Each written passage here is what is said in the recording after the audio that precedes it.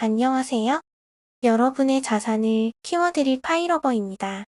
최근 비트코인의 변동성이 심해졌습니다.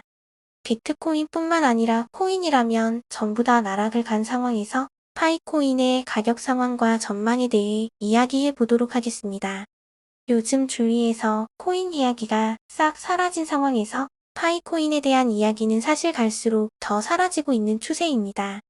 그동안 열심히 채굴해왔던 사람들마저도 하나둘씩 떠나고 있는 상황입니다. 최근에는 비트코인이 약 10% 가까이 급락했는데요. 다른 알트코인들은 심하면 절반에서 수십 %씩 하락을 면치 못했습니다. 우리 파이코인은 어떨까요?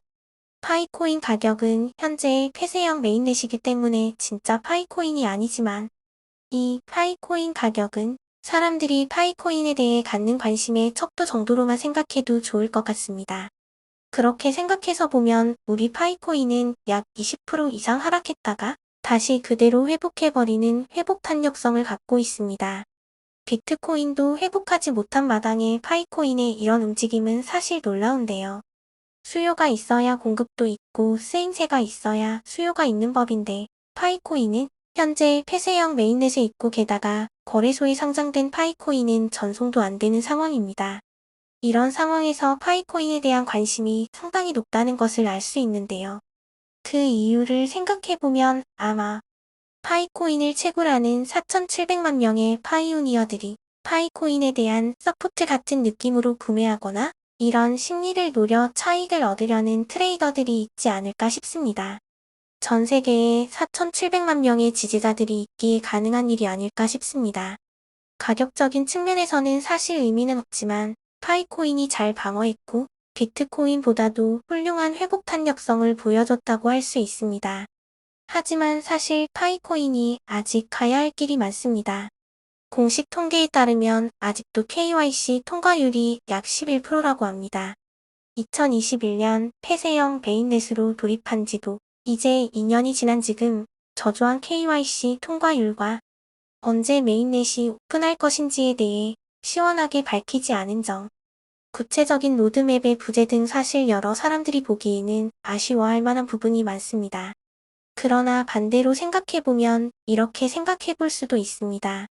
2019년 출시 이후 4년이란 긴 시간 동안 사람들을 모으고 실제로 개발을 해오고 있다는 점. 코인판에서 4년이란 시간은 강산이 수십 번 변하는 시간인데 그 시간을 묵묵히 견뎌오고 있다는 것. 또 KYC 통과율 11%라는 것은 약 500만 명 가까이 된다는 것. 500만 명이면 부산 사람 전체가 KYC가 통과했다고 보면 되는 사실 엄청난 수치입니다. 또 최근에 있는 중국 헝다그룹발 코인 폭락에도 높은 가격 회복을 보여준 점. 정확히 말해서 코인판 분위기가 좋지 않은 것은 맞지만 파이코인 자체만 놓고 보면 잘해왔고 잘해낼 것입니다. 이 사실에 동의하시는 분들은 부자가 되실 만한 충분한 자질을 갖추셨다고 볼 수 있습니다. 사실 파이코인의 가치는 변함이 없는데 심리가 위축된 상황에서 포기하지 않고 계속해서 채굴한다는 것만으로도 말입니다. 대중들의 생각과 반대로 묵묵히 나아가는 저와 여러분을 응원하며 오늘도 묵묵히 파이코인의 가치를 알리는 저에게도 작은 힘인 구독과 좋아요 부탁드립니다. 모두들 감사합니다.